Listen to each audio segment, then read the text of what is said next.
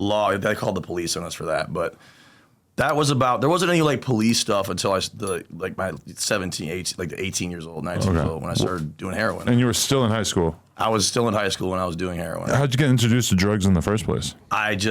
I don't know, because it's weird because I didn't smoke weed till I was almost 17, and then by 19 I was a full-blown heroin addict. So like I just progressed really fast. I think because I did every drug. Someone offered me weed, bought weed, smoked it, no problem. I still smoke weed to this day and drink. So I'm just saying, like, I just don't do heroin anymore. So like I don't know. I just figured I had done every drug up into heroin without getting addicted to it. So I figured I could try it once, and then my buddy, he said he was going to give me weed to drive me to some train station one day, and then he didn't have any, and I said, well, I'm not going to drive you if you don't give me something. So then he told me what he had, and it was heroin, and I snorted it, and it was crazy. And so you had just drank and smoked weed up until this point? Barely even drank. Okay. And I actually only started drinking regularly the last year or two. Throughout my addiction with heroin, I never drank. Lack of information about drugs is like a huge problem, because I remember even like the time period that I spent doing a lot of Xanax, it was like I had no idea what the fuck I was getting into. I thought it was going to be like taking some Vicodin. It was or like whatever. Don't ask, don't tell, like basically like, or just like it wasn't talked about because like it was like a stigma, especially if you grew up in a middle upper class family, that like, oh, that's their kids a fuck up, and like basically like it's like high school outside of high school with the like the neighborhood, like neighborhoods talk. So like you don't want to like have your family get labeled that there's a problem child in there. That's how it is in middle upper class households. Like for like there's pressure to get out of a bad neighborhood. In a good neighborhood, you're like expected to get out. So like if you don't and do really well, you're just a fuck up, and you're more ostracized actually for being a fuck up. Right. And that's hard to deal with, especially with my whole family I was good at school. It just didn't appeal to me. Like they were institutionalized, you know, at a young age that they're going to go to college, and it just stuck to them. Like you said, it just didn't stick with us. And I just don't know I'd be a billionaire if I had the answer of like why I made the choices I made. One thing I think about a lot now that I have a kid is like, as she gets older, how do I direct her energy into things, and like how do I kind of like fill her time with different activities and stuff like that? Do you feel like, because I know a lot of people who were like probably going to end up being criminals or probably going to end up going to jail or whatever, and then they just found one thing that they were into, and then they spent the next 20 years of their life doing that thing, and that's the thing that kept them out of trouble. For me, bike riding was that. If it wasn't for bike riding, BMX, like I probably would have been like super open-minded when a catalyst. Yeah, like if it wasn't for bike riding, I feel like if somebody had like kind of introduced me to like gangs or like robbing people or like really like trafficking drugs or whatever, I probably would have been like very open-minded about it. It wouldn't have been a definite no, because like I kind of always had this other thing that was like a positive conduit for my energy, you know. But you didn't really find anything like that when you were younger. No, I mean, it's funny. I wanted to be a pro gamer in Halo, but when I'm 17, there was Halo 3, and it just what people I don't think they get. There was none of this. There wasn't a YouTuber, like there wasn't, like it was very grassroots. Like it was like the Ogre Twins in Halo, or like anyone involved in Halo or early Call of Duty Scump, and that was it. Only like a handful of people that did it. That's what I wanted to do.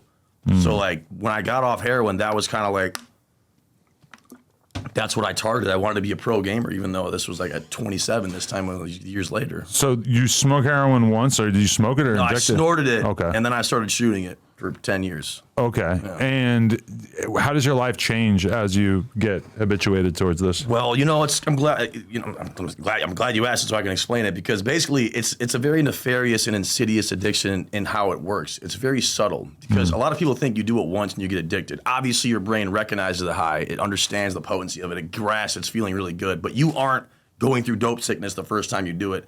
It's just this very nice break from reality. It's like you're floating on this cloud, and like you're like in a dream, but you're living life, and it's just everything's at peace, and you could be in a burning house and you just wouldn't care, and it just felt like a way out. I don't know what, because there wasn't really anything that I had. Everything anyone could want. I mean, there was no excuse for, you know, I can't pinpoint why I did it, because I had everything, and like so did my family. So it's like I don't know why I did it and they didn't. But when you first did it, what was going on in your head in terms of like, oh, this is super dangerous, I don't want to get super into this, I should probably be really careful? Or did you not really have those like guardrails? I just assumed, that's a great question. I just assumed that I was not going to get addicted, because like the thought of actually being a drug addict before addiction is just, your brain doesn't even regulate it. It doesn't even make any sense to it. So like that's kind of like also with that, like, yeah. Right. So I just didn't know, that wasn't there. I just assumed I wasn't going to get addicted. and then you did it one day, and then maybe you go a week without it, and then you do it 2 days in a row, go 5 days without it, and then before you know it, you're doing it every day, and then one day you wake up and you don't have it. Months later, however long, now you're dope sick. It's crazy because that's how most people are when they're even getting into like simpler drugs like weed or alcohol or whatever, where it's like, most people will smoke weed like once a week or like, once every couple weeks. And then all of a sudden you see yourself slowly coming more and more into focus with that shit where it's like, oh, now I need to buy it. Now I don't have it. And I'm like, now you're just irritated. I lived with people who were constantly rolling blunts for like a couple of years before I had to actually start buying my own weed because I realized like, like I want this when they're not around. So now I have to buy my own weed and learn to roll blunts.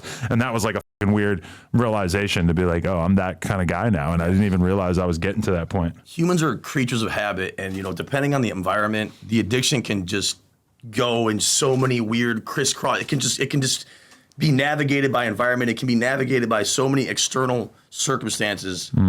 It's just like, it's a very tricky thing. And, especially when they push, the AA, NA on people. I'm not a really big person of that because, part of my story is all my friends are dead. Nate, my boy, my community now, my people around me now, the limited people that are in my inner circle. But like the people like when I see people like, with a following that, they're taking pictures with their friends, their loved ones back in the days, like I just don't have that. They're literally all like 10, 15 of my friends are all dead. None of them are alive. Really? There's nobody you talk to? Okay, minus the guy I actually started using with. He's the only one alive. He got clean. Wow. Yeah. And everyone else died. And you're how old? 34. See, that's pretty young. You've only been out of high school for 16 years. Yeah. I've been clean 8 years, and when I got clean the 8 years, it killed everyone else. So I was in addiction for almost 10. I've been clean since March 3rd, 2017. No, 16. I didn't stream yet. So I got clean March 3rd, 2016. And just from that point to now, it killed off the rest. I'm saying it's like if you do heroin or you mix pills with heroin or pills in general, like you're gonna die eventually.